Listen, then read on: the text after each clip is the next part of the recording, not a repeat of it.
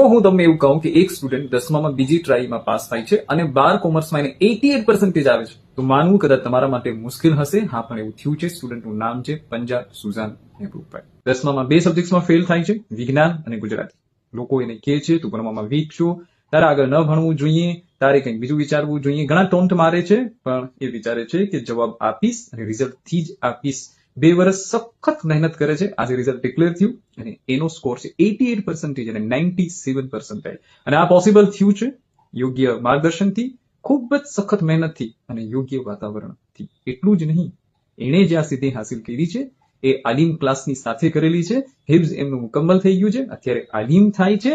એટલે એવું કહેવાય છે કે મુમકિન હે આસમાન में भी સુરાગ કરના. એ પથ્થર તો તબિયત સે ઉછાલો યારો. આ વિડીયો એવા બધા જ લોકોને મોકલી દેજો જેમને એવું લાગે છે કે ના ઇમ્પોસિબલ એ ક્યારેય પોસિબલ ન થાય. ઇમ્પોસિબલ પણ પોસિબલ થઈ જાય જો તમારામાં જુનૂન હોય અને તમારામાં જુસ્સો હોય કંઈક કરીને બતાવવાનો. અને હું પ્રાઉડલી કહું છું કે A+ કોચિંગ સેન્ટરનો એક સ્ટાર છે, એ મારો સ્ટુડન્ટ છે પંજા સુઝાન મહેબૂબભાઈ. Thank you.